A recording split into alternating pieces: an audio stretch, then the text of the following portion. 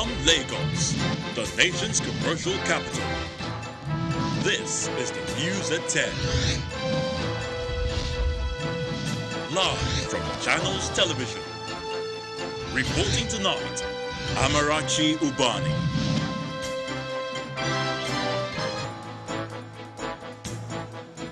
Tonight, bandits wreak havoc in Niger and Kaduna states, leaving at least 10 people dead and a bride kidnapped. All Progressives Congress, APC, and People's Democratic Party, the PDP, secure victories as INEC declares results of by-elections held in 6 states.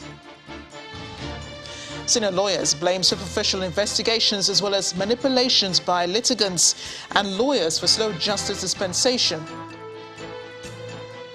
And Russia's President Vladimir Putin put his nuclear force on high alert as Ukrainian and Russian delegations meet tomorrow in Belarus.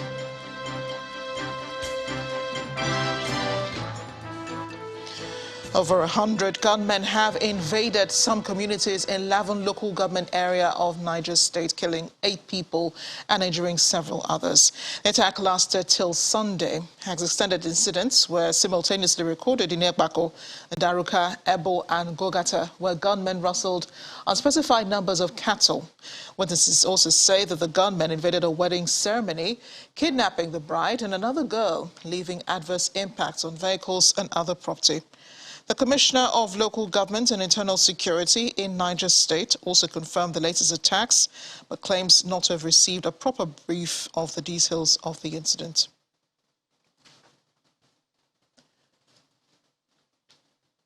In the meantime, the Niger State Executive Committee has met today in Minna, the state capital, following attacks on the communities. According to the Commissioner for Local Governments, Chieftaincy and Internal Security, during a press conference after the emergency security meeting chaired by the governor, the meeting was to review the state of government security strategies, to restructure its techniques to provide support for communities in order to neutralize the bandits. The commissioner also said that the state government still awaits reports from the police, adding that the explosives were planted by the miscreants operating in the area, and the state government will not relent in its efforts at restoring peace to the state and the affected communities. Yes. The security situations remain fluid in the sense that these bandits are highly mobile, and because they are on motorcycles, when you get called, for example, when we heard that they were in Igede, before we could respond to Igede, they've moved over to the Daban area. Some of these areas are also hard to reach because of how terrible the roads are. Now, we've also deployed our air support using the air component to pursue. And some of you will bear us witness that you had helicopters hovering. Even if you call your communities, they were certain to that. So, as we speak, it's like a snake under the carpet that we're chasing, and we're closing up on them. We're just by the riverside, and we're doing everything possible to corner them, to push them to the Côte d'Ivoire, where they will meet their Waterloo.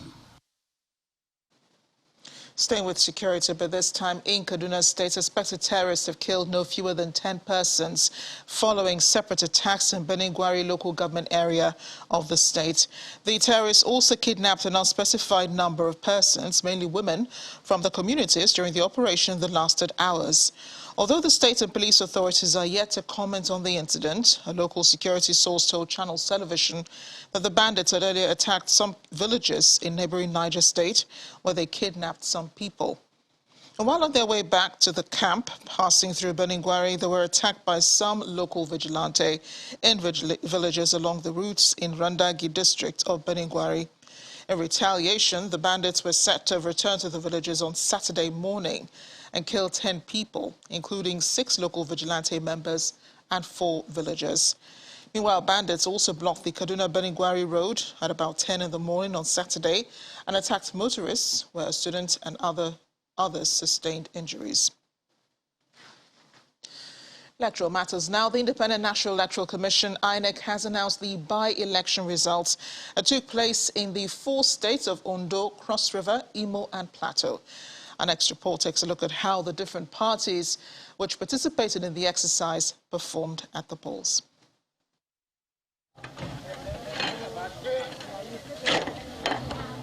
Across 4 states and 6 constituencies, the Independent National Electoral Commission deploys personnel and materials to conduct by-elections to fill vacant seats at both the national and state assemblies. After basic housekeeping, accreditation and voting, the results are in. In Akure North-South Federal Constituency by-election in Ondo State, the returning officer of the election, Professor Rufus Ogunshemi of the Federal University of Technology, Akure, announces the results at the Collation Center in Akure, where it declares the APC candidate winner of 26,370 votes to beat his closest rival from the PDP, who scored 24,201 votes. Of APC, having satisfied the requirements of the law, is hereby declared the winner and is returned elected. A similar exercise in Cross River State saw victory for both the APC and the PDP.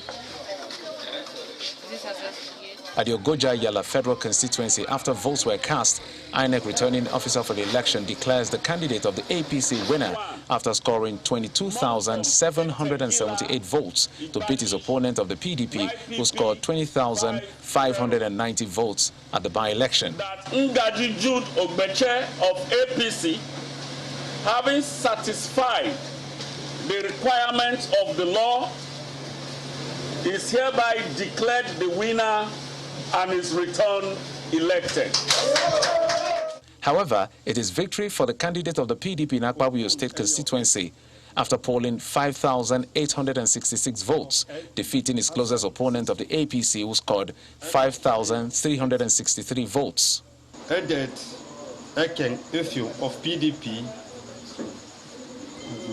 having satisfied the requirements of the law, is hereby declared the winner and is returned elected.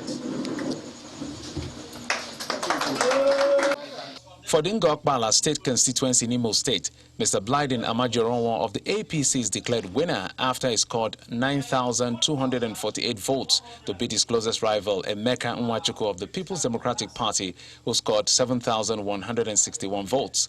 The returning officer, Professor Dennis Akol, made the declaration at INEC Collation Center, Umuneke community in the local government area. Meanwhile, the Independent National Electoral Commission declares Mr. Musa Aga Avia of the People's Democratic Party as winner of the Jos North Bassa Federal Constituency by-election.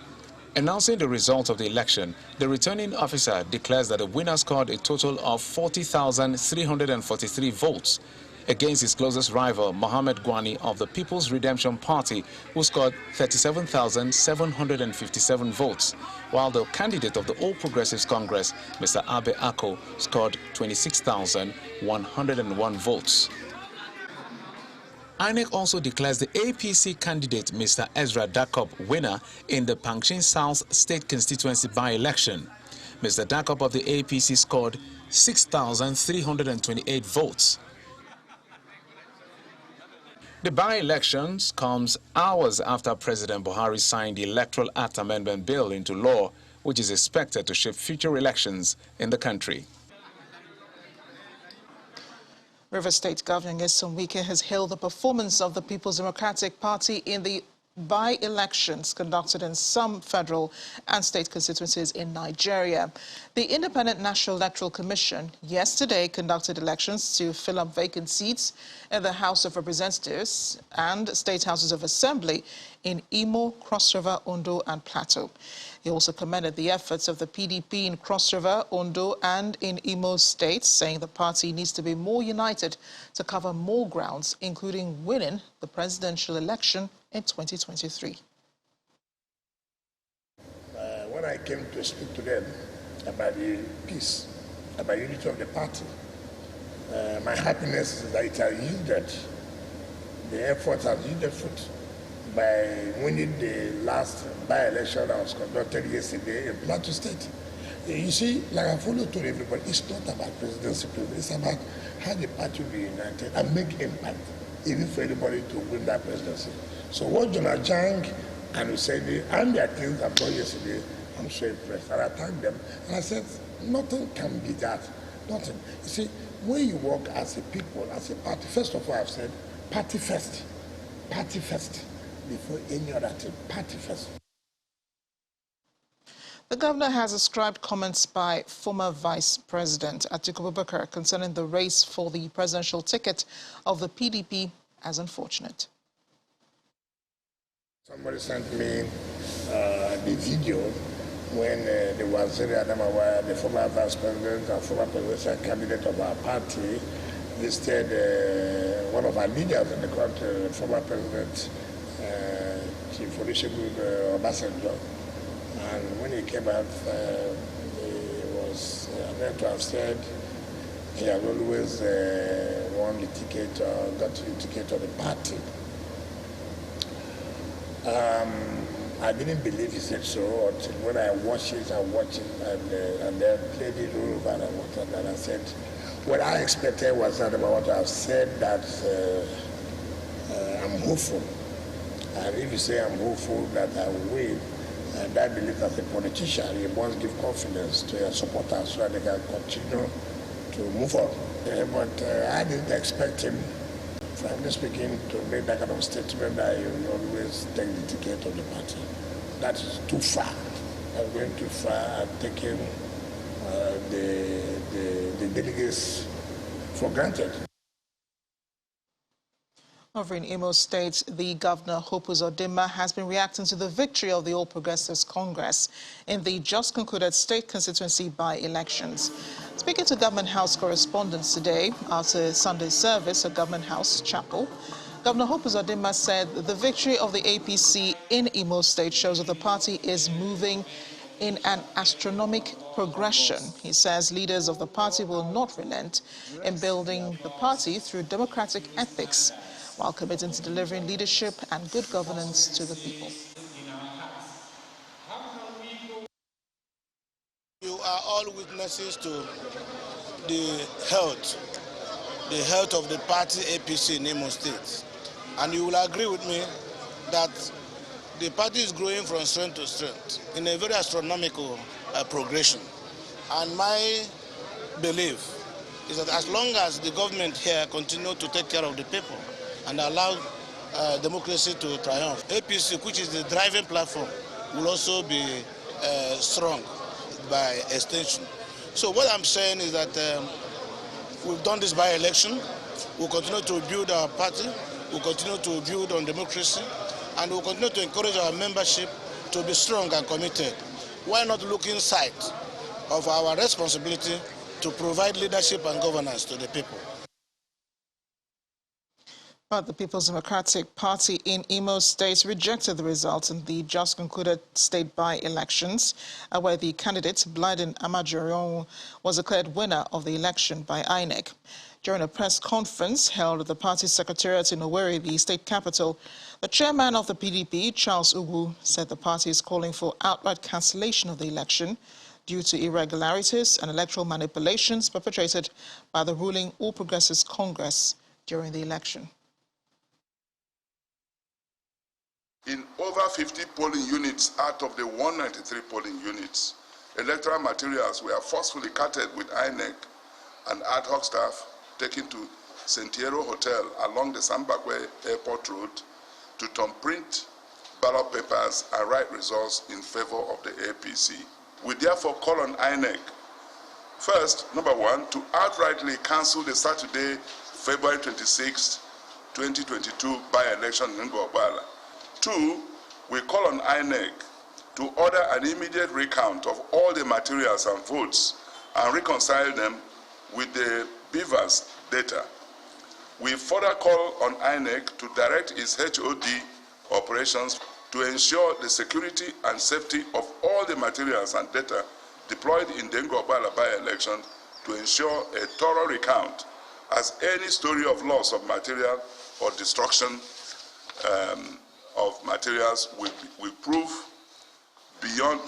ongoing suspicions of compromise by the Commission. In part two, after the break, NDLEA intercepts tramadol and millions in foreign currencies at Lagos Airport. Do join us again.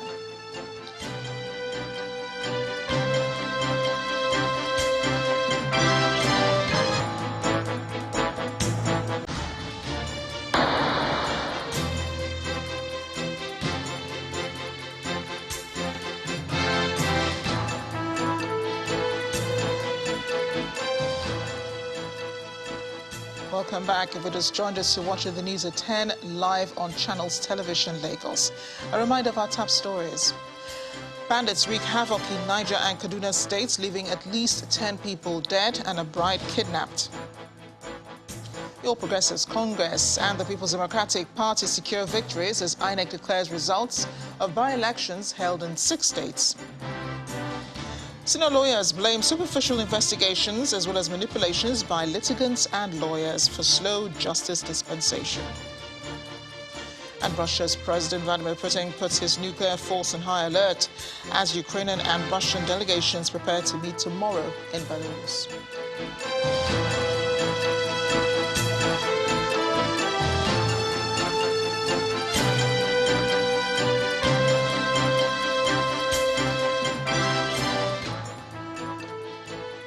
The All Progressives Congress, in compliance with the schedule for activities of the National Convention, has released names of members who constitute its various subcommittees.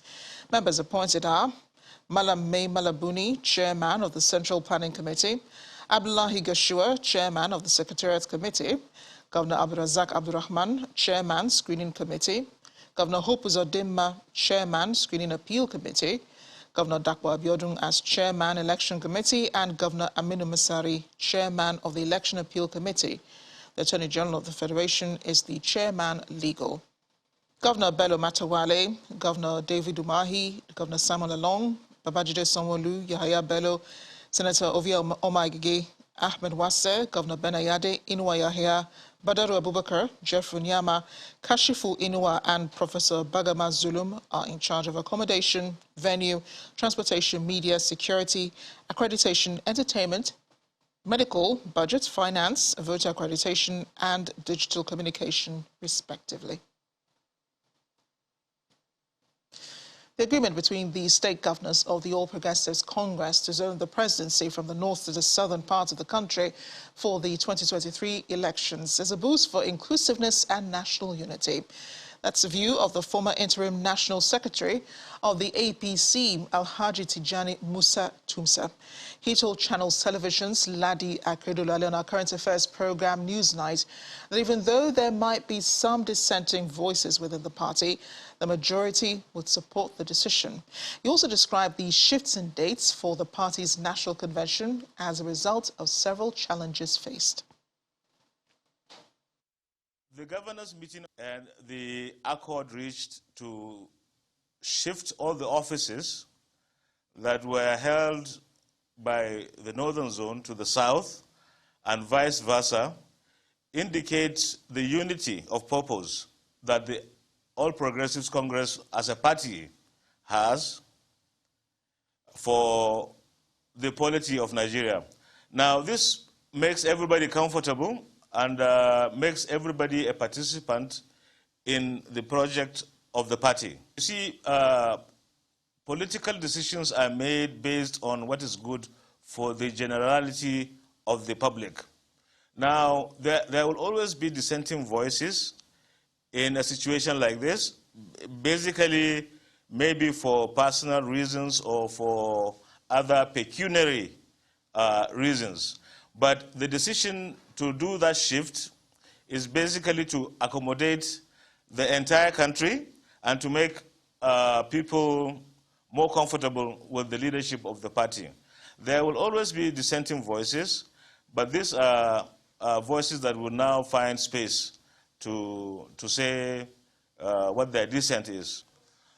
Actually, my thinking is that the party has had to go through a lot of things since the assumption of this caretaker committee.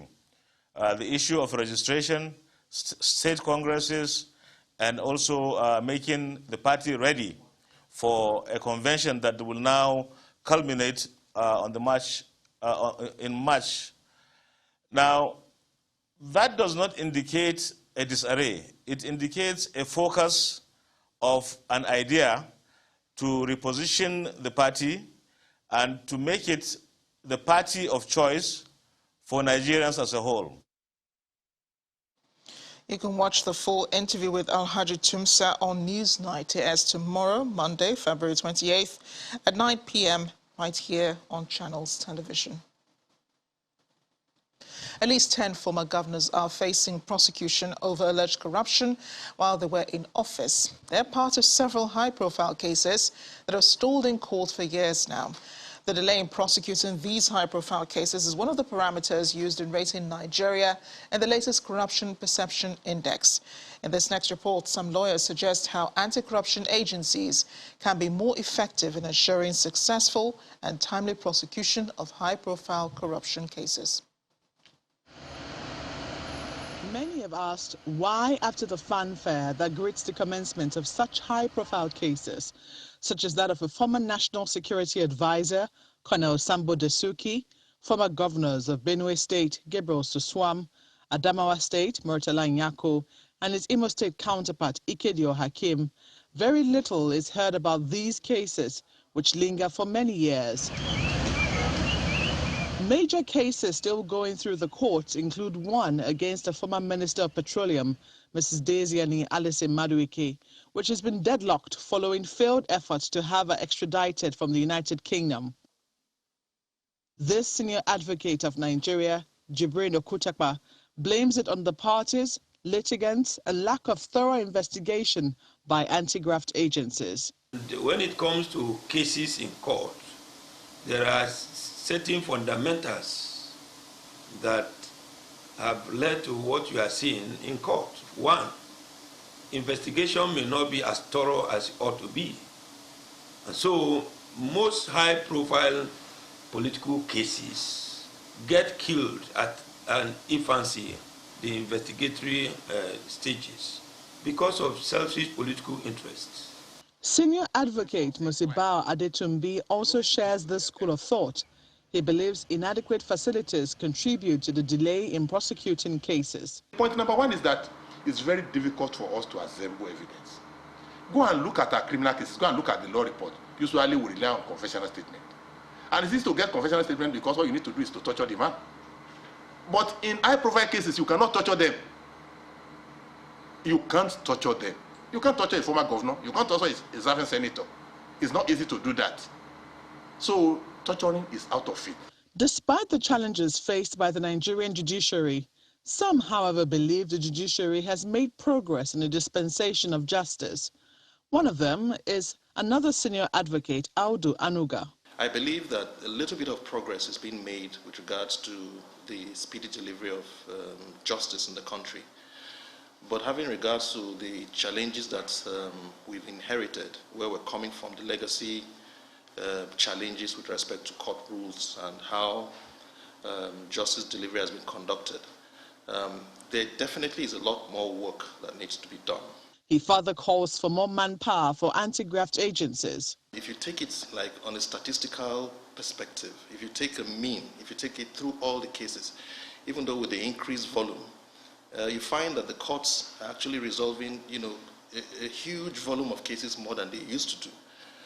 So the volume is contributing to what is going on.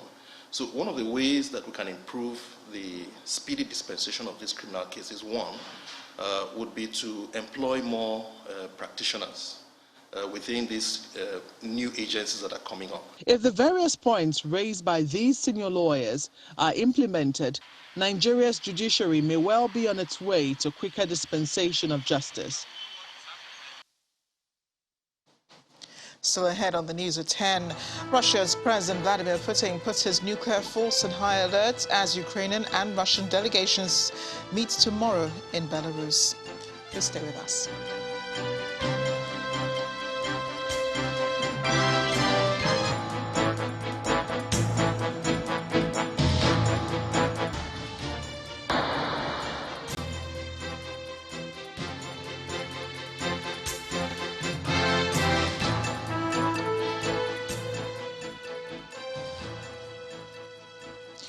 Welcome back. In Kaduna State, Governor Nasir El-Rufai has assured residents of the construction of the new River Kaduna Bridge linking Kaduna North and South will be completed by May this year.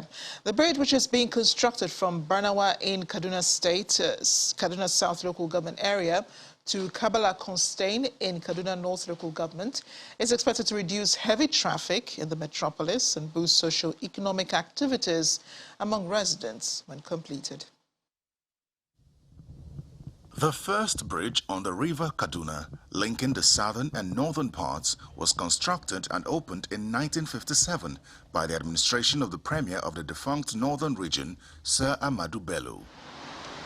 Many years after, the increase in human population coupled with high urbanization in the 4 metropolitan local councils, which constitute the state capital, have overstretched the bridge, causing heavy traffic for residents of the 2 local government areas.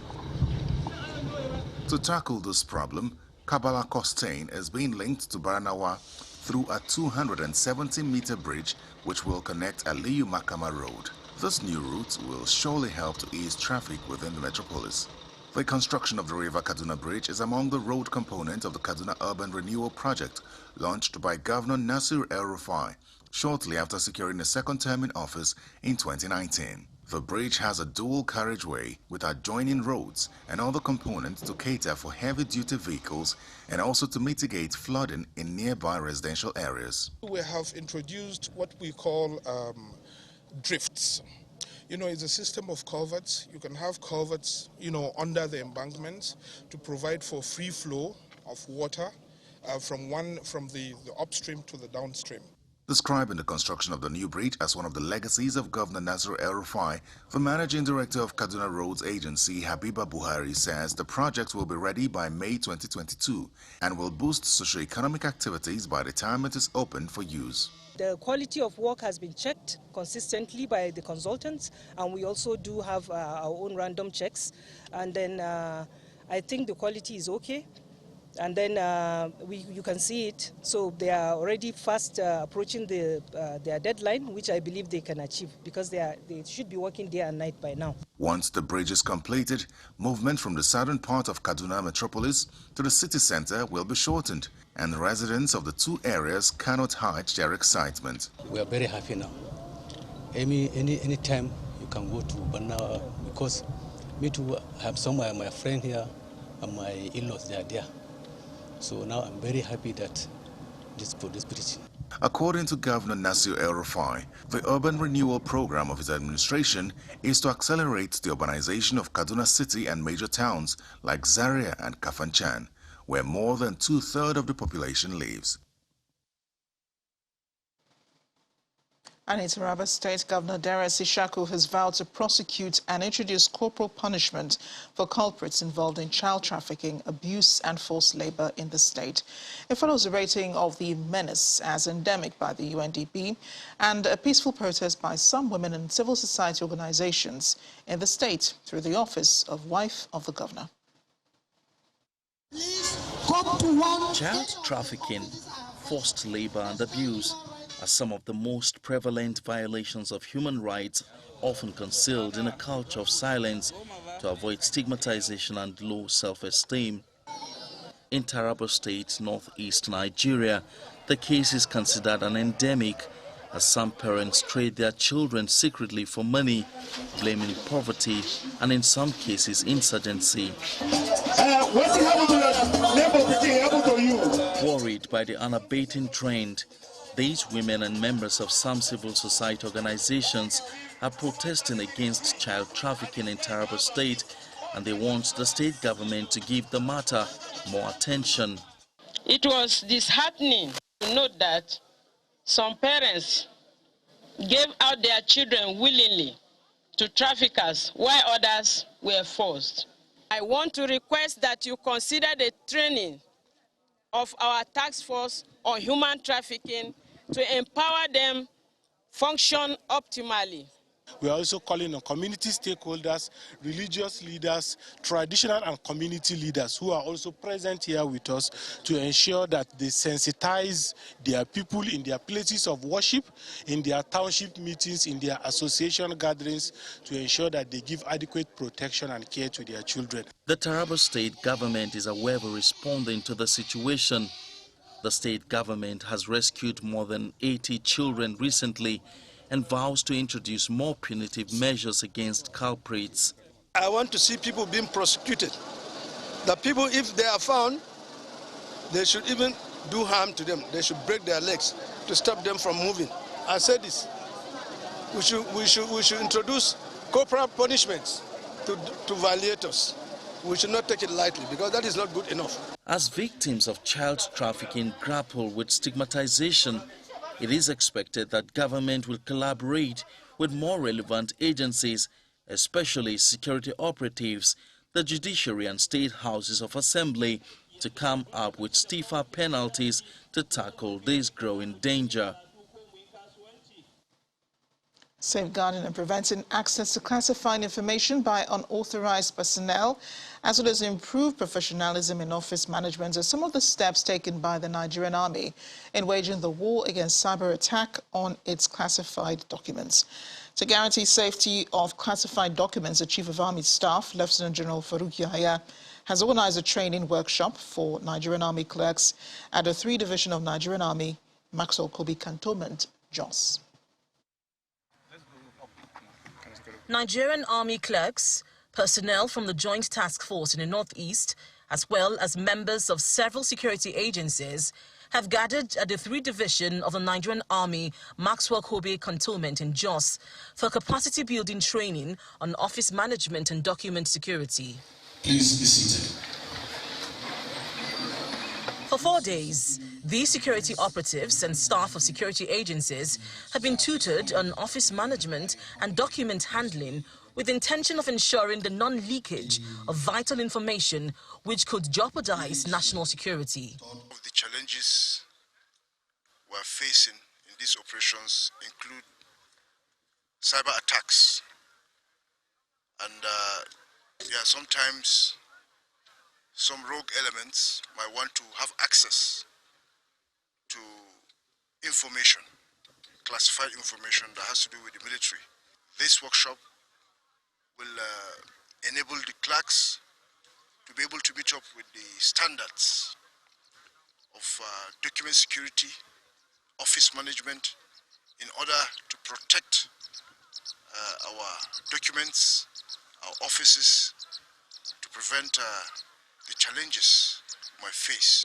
Some of the participants share their experiences on the training and its importance. Honestly, I have benefited a lot, and at this point want to give the Nigerian Army the credit for organizing a comprehensive and organized seminar of such.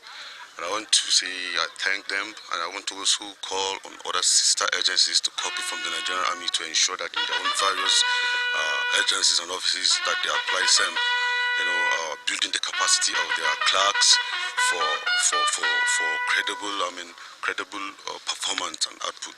This workshop have helped us with the new techniques that we have been exposed to. I believe with this, it will help us to secure our document in our offices. And as we go back to our various units, we are going to impact it to those who have not been opportunity to benefit from this workshop. These participants are expected to share knowledge acquired during the training on the handling of vital and classified documents to safeguard national security. Operatives of the National Drug Law Enforcement Agency have intercepted imports and exports of large quantities of heroin at the Murtala Mohammed International Airport in Lagos.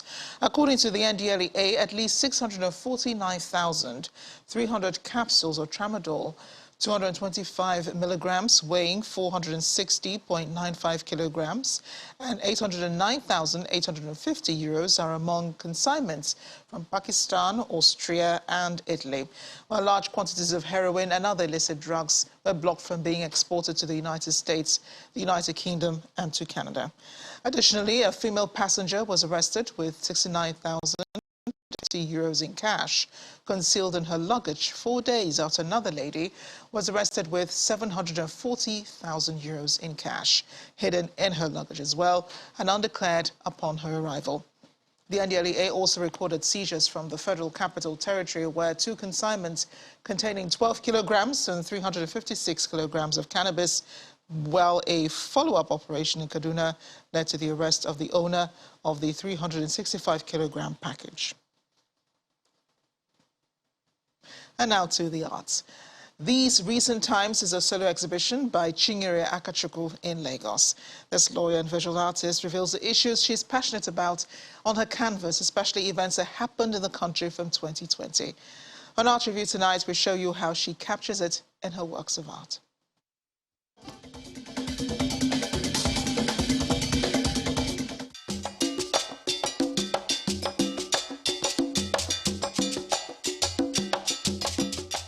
There are hot topics hugging the headlines, but for Chinyere Akachukwu, these issues have inspired her to create the images for her latest solo in Lagos.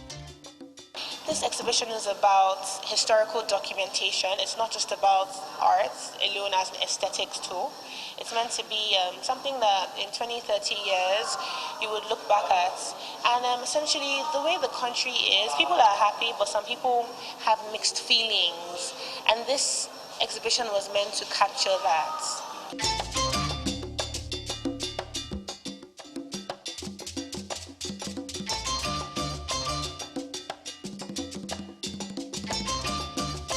The audience can connect to these paintings because they are all too familiar issues people grapple with daily in the race for survival.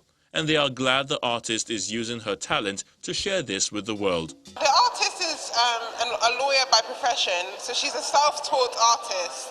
She didn't actually go to art school to learn how to become an artist, but she's become she's taught herself in a very systematic and pragmatic way how to become an artist through practice, and this is her third solo exhibition. Her works reflect the current times in Nigeria and also her experience in Nigeria, experience in Lagos. So I think it's a modern day take on what it means to be a young Nigerian in 2021.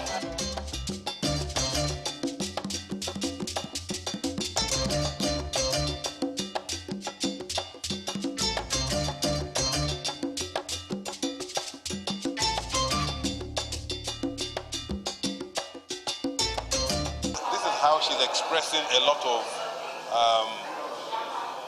topics. So you see, if you go through the pictures, you see things about NSARS, coronavirus, women first.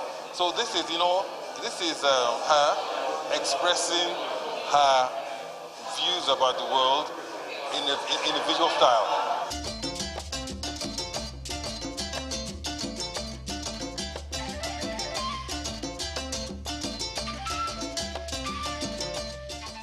This self-taught artist is a lawyer by profession. The love of art has seen her embrace this passion, which was revealed in 2019 during her maiden exhibition. But now, she takes it beyond art for art's sake to send a message to the audience.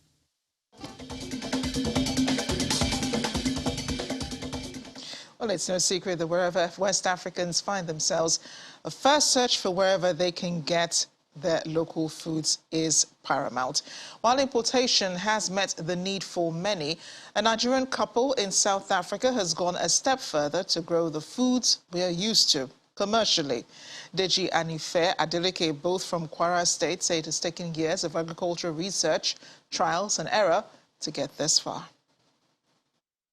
You could mistake this for a Nigerian village somewhere in the country, but we're here in the middle of Thohoyandou, Limpopo province in South Africa, northern South Africa, where we have 3 hectares of a farm owned by a Nigerian.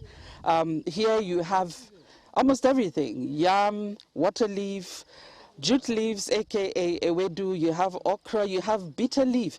And the perimeter of the farm, you have plantain growing. And believe me, it has taken some research to get to this point.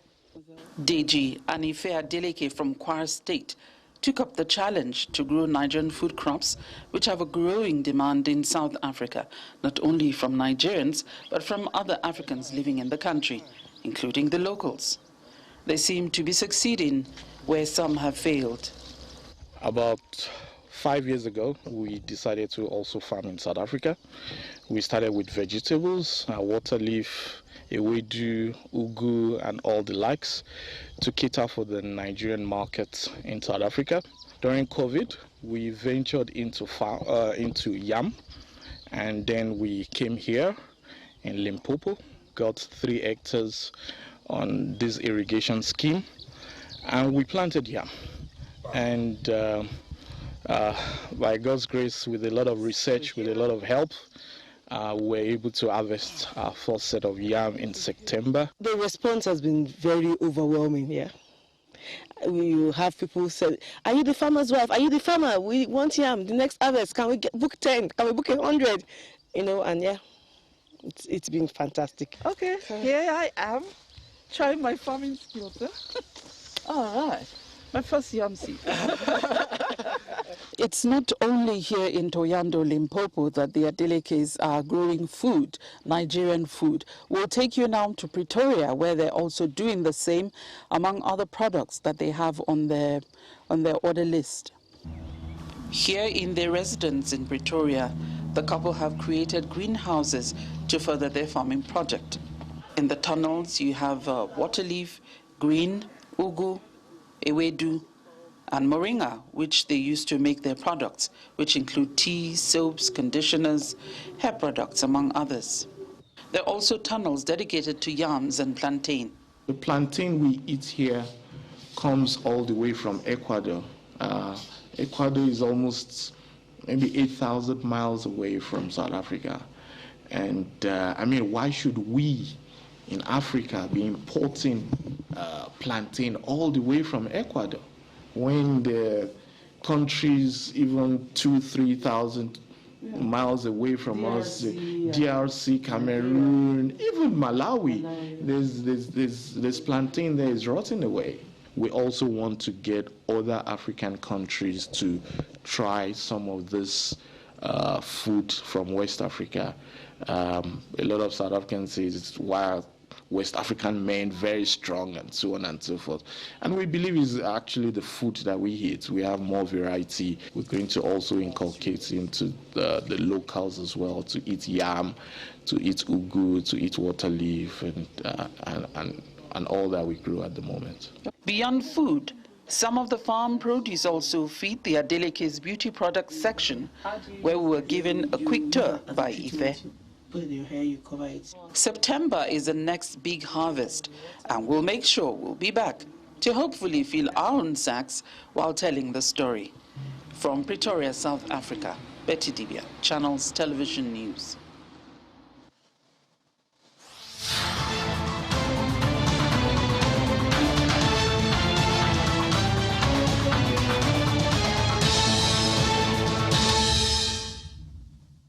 Keeping up with our coverage of the Russian invasion of Ukraine, the federal government says the safety of some 4,000 Nigerian citizens is paramount on its mind.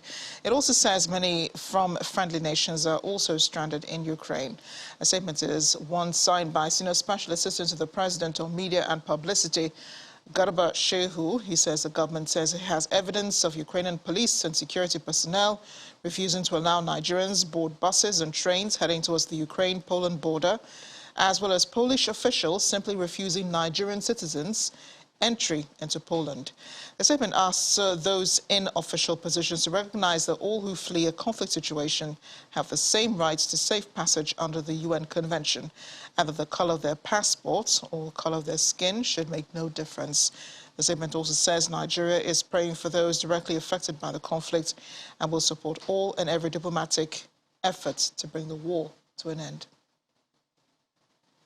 Meanwhile, the Ministry of Foreign Affairs says its officials are in close contact with national assets in countries bordering Ukraine to aid airlifting of Nigerians from the war-torn country. According to a press release from the ministry, the minister, Jeff Onyama, is in contact with his Ukrainian counterpart and the International Organization for Migration to work out processes for alleviating the suffering of Nigerian nationals. The minister also asked parents, guardians and wards of Nigerians in Ukraine to remain calm as the federal government is working hard to get them all home safely. Well, the U.S. has condemned President Putin's order to put nuclear forces on special alert for Russia's strategic missile forces.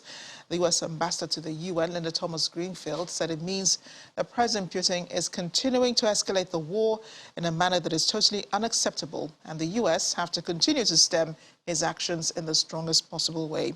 During an address to his top military officials today, including Defense Minister Sergei Shoigu, President Putin said Western nationals have taken unfriendly actions towards Russia and imposed illegitimate sanctions. Here's more on day 4 of Russia's invasion of Ukraine. Russian President Vladimir Putin made the announcement Sunday afternoon, playing up sympathies with the Russian military when he told top commanders Western countries take unfriendly measures against our country in the economic dimension. I mean the illegal sanctions that everyone knows about very well, but also the top officials leading NATO countries allow themselves to make aggressive statements with regards to our country. That is why I ordered the defense minister and chief of the general staff to put Russian army deterrence forces on high combat alert.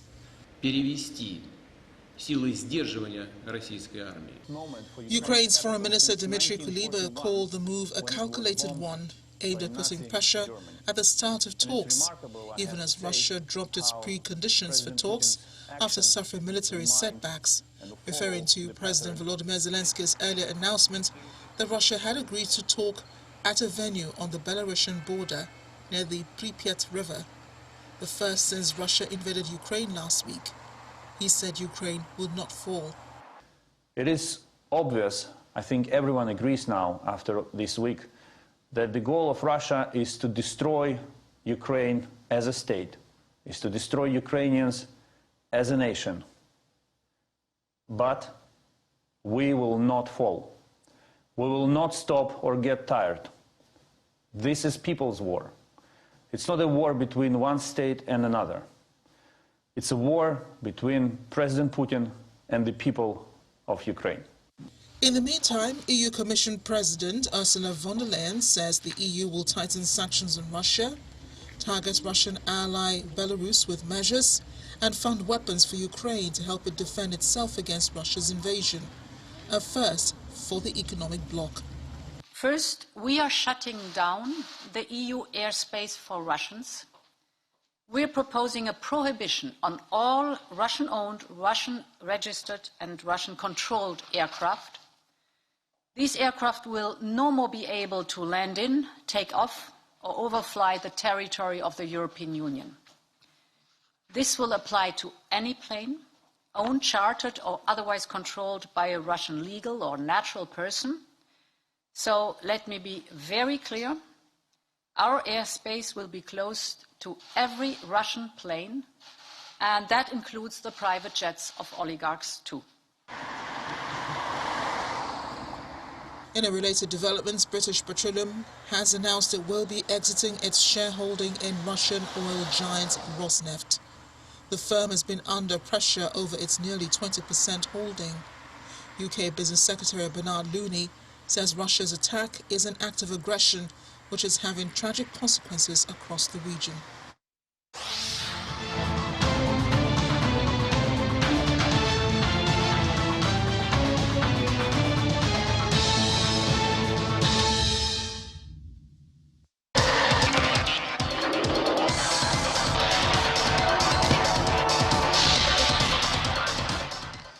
Sports news now. Frank Egona has won the 11th Daniel Ogechi Akujobi Memorial Foundation Charity Golf Tournament at the Ikoyi Club 1938.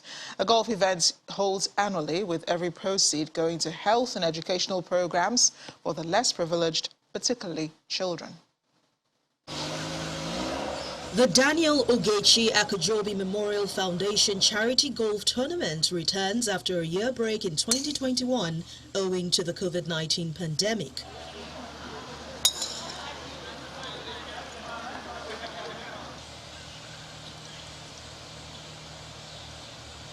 Over 100 golfers from within and outside Nigeria take to the golf course at the Ikoyi Club 1938, all playing for charity.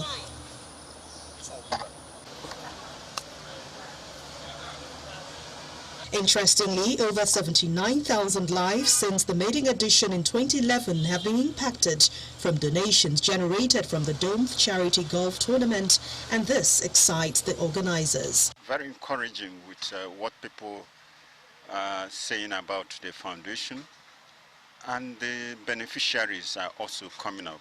We've turned We now have lawyers, accountants, doctors, medical doctors, and quite a number of people who benefited from the scholarship programs, as well as the people touched on the healthcare side. The number of the poor is increasing every year in this country and, similar parts of the world. So as long as you have poor people out there, people cannot afford education, healthcare, and the state of our roads, we still have accidents and things like that. We wish we could do more, but I think every little bit helps. After a tough competition among the golfers comes a cocktail to reward winners and appreciate sponsors. And the high point is the winner for this year's event, Frank Egona.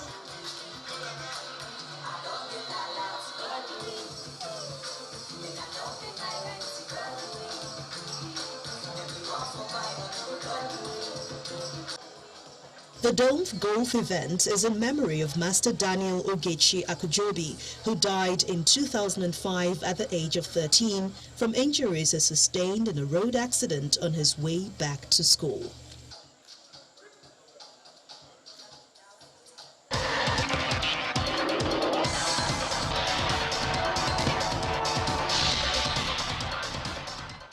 And the main news again. Bandits today wreaked havoc in Niger and Kaduna states and left at least 10 people dead and also kidnapped a bride.